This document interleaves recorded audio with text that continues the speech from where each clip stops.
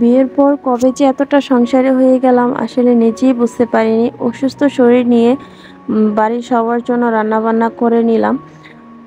শরীরটা খুবই অসুস্থ ছিল, তো কি করব?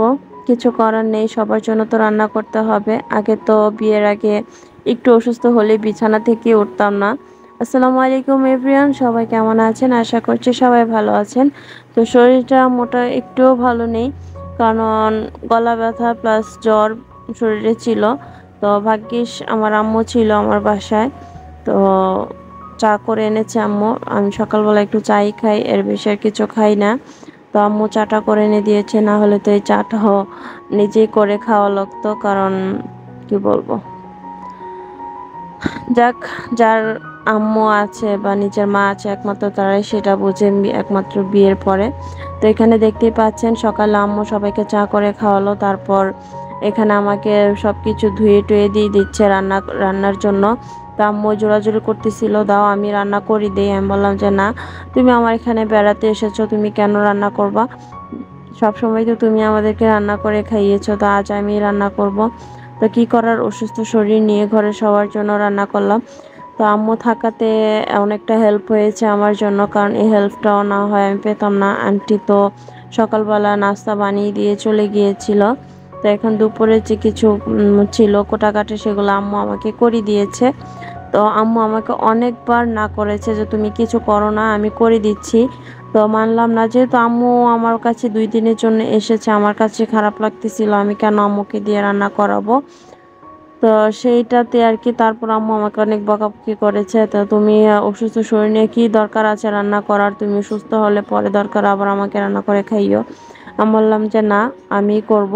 তো এখানে পোলাও বসিয়ে দিয়েছি, আর এখানে মুরগি রান্না করার জন্য একটা প্যান বসিয়ে এখানে গরম মশলা পেঁয়াজ ভালো করে লাল করে ভেজে নিচ্ছি।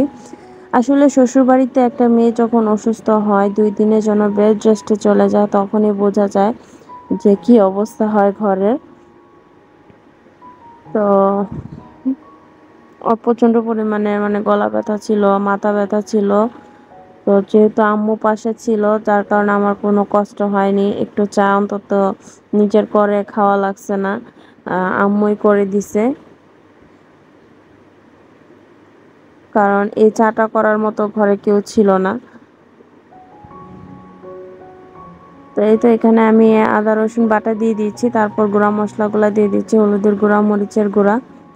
আসলে বিয়ের পরে একটা বউ যখন যত কাজ করে দিতে পারবে আপনার সংসারে, ততক্ষণই কিন্তু এই বউটা ভালো। আর যতক্ষণ বউটা অসুস্থ হয়ে যাবে, কোনো কিছু করতে পারবে না, তখনই কিন্তু মনে করেন যত কথা আছে শুরু হয়ে যায়, তাই না? অনেক মেয়েদের ক্ষেত্রে কিন্তু এরকমটা হয়ে থাকে।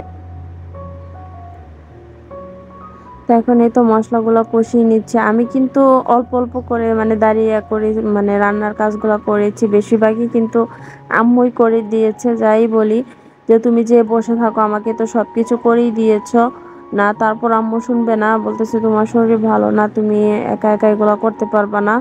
তারপরেও কিন্তু আম্মু ঢাল হয়ে আমার পাশে দাঁড়িয়েছিল যে আমার না হয় কষ্ট হয় এর জন্য। আসলে পৃথিবীর সব মায়েরই মনে হয় এরকম হয়, তাই না? তো এদিকে আমি শুধু একটু নাড়ানাড়ি করতেছি, আম্মু গরম পানি এনে দিতেছে, মশলাপাতি এনে দিতেছে। বেশিরভাগ কিছুই কিন্তু আম্মুই করে দিয়েছে, আমি শুধু দাঁড়িয়ে একটু রান্নার জন্য নাড়ানাড়ি করতেছি আর কি। তো ওই দিন আম্মু আমার বাসায় থাকাতে আমার কতটা যে আমার ভালো লেগেছে আমি আসলে বলে বোঝাতে পারবো না। কারণ নিজে যে 1 কাপ চা উঠে করে খাবো, সেটারও কিন্তু আমার ভালো লাগতেছিল না, কারণ আমার প্রচণ্ড মাথা ঘোরা ছিল আর ব্যথাও করতেছিল। তো আম্মু দেখার সাথে সাথে আমার জন্য চা করে নিয়ে এসেছে, নাস্তার জন্য অনেক জোরাজুরি করেছে, কিন্তু কিছুই তো খাইনি। পরে যে দেখি আম্মুই রান্নার কাজ সব কিছু করে ফেলতে চাইতেছে, তখন উঠে গেলাম যে না, দাও আমি রান্না করি। সব সময় তুমি তো ছোট থেকে বড় হয়েছে, তুমি রান্না করেছো, শ্বশুর বাড়িতে এসেছো। আমার আম্মু কিন্তু কখনো আমার শ্বশুর বাড়িতে এসে থাকতে চায়নি। আমাদের বাসা থেকে কিন্তু মাত্র 10 মিনিট লাগে, যার কারণে রাতে কখনো থাকা হয় না। তো এবার আম্মুকে অনেক জোরাজুরি করে আমার বাসায় আমি রেখেছি।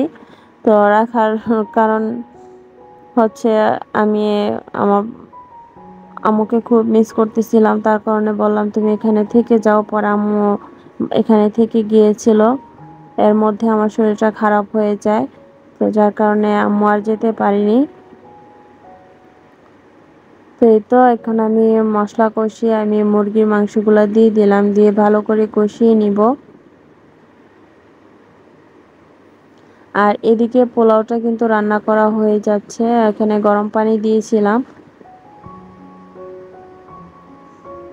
আর কয়েকটা কাঁচামরিচ দিয়ে দিলাম, এতে অনেক সুন্দর একটা ফ্লেভার আসে। আমার ব্লগগুলো আপনাদের কাছে দেখতে কেমন লাগে অবশ্যই কিন্তু কমেন্ট করে জানাবেন।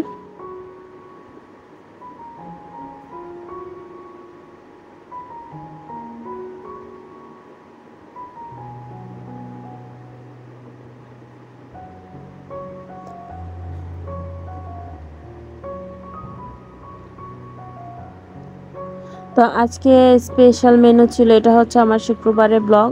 তো এখানে পোলাও রান্না করেছি, তারপর মুরগির মাংস রান্না করছি, আর টক রান্না করব, চালতার টক। তো এগুলাই ছিল আজকের মেনু। তো আমার পোলাওটাও কিন্তু মোটামুটি রান্না করা হয়ে গিয়েছে, এখন আমি চাপ ঘোড়া দিয়ে রেখে দিব। আর এদিকে মাংসটাও কষানো হয়ে গিয়েছে, আলুগুলা দিয়ে দিচ্ছি। তো আমাদের ঘরে কিন্তু বাচ্চারা আলু বেশি খায়, তাই আলুটা আমার পরিমাণে একটু বেশি দেওয়া লাগে, কারণ দেখা যায় ওরা উম, আলুটাই বেশি মানে পছন্দ করে থাকে আর কি, আলু অনেক খুঁজে, যার কারণে আলুগুলো আমি একটু বেশি করেই দিলাম।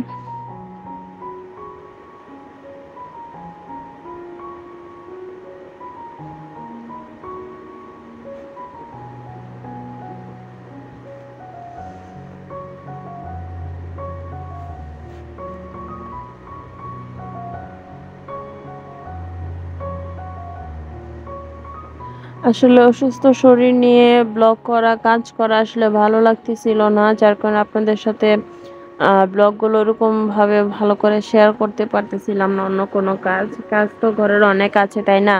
সবকিছুই কিন্তু করা হচ্ছে, কিন্তু আর শখ করে ভিডিওটা আর করা হচ্ছে না, কারণ মন মানসিকতা কোনোটাই ভালো নেই, যার কারণে করতে পারতেছিলাম না। তো এখানে মাংস আর আলু কষানো হয়ে গেলে এখানে আমি গরম পানি দিয়ে দিচ্ছি।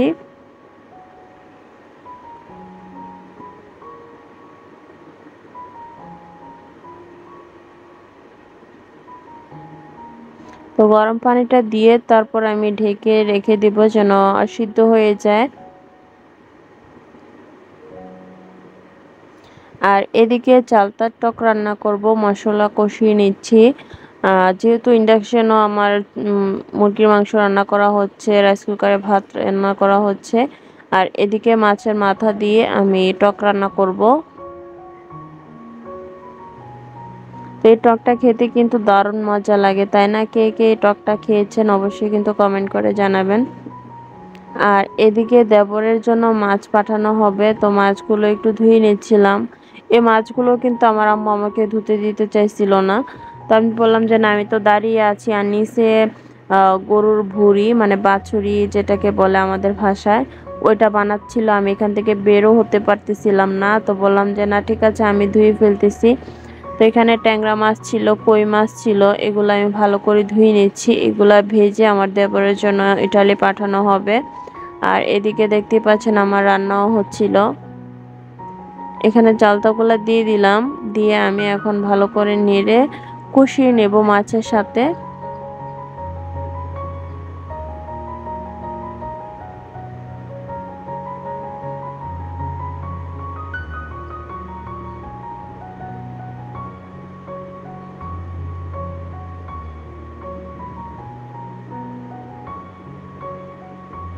তো নিচে ওনারা কাজ করতেছে, গরুর ভুঁড়ি পরিষ্কার করতেছে, আর এদিকে আমি মাছগুলা ধুয়ে নিচ্ছিলাম।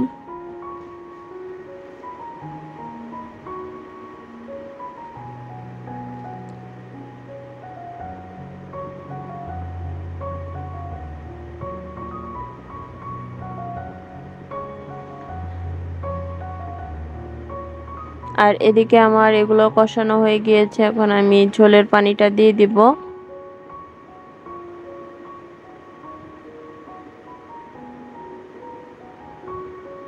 তো এটাও কিন্তু আমি গরম পানি দিয়েছি, সবসময় চেষ্টা করবেন গরম পানিটাই দেওয়ার জন্য, তরকারি হোক ডাল হোক যে কোনো কিছুর ক্ষেত্রেই হোক গরম পানিটা দিয়ে দিবেন।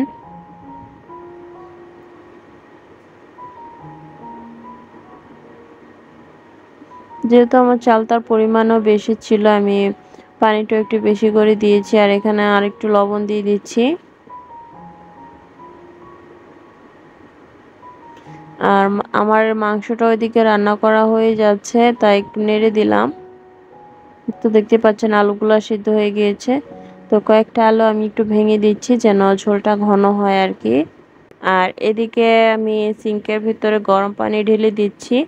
এখানে এই গরুর ভুঁড়ি সিদ্ধর যে পানিটা এটা ঢালা হয়েছিল, যার কারণে পানি যাচ্ছিল না। এর কারণে আমি এখানে একটু গরম পানি ঢেলে দিচ্ছি।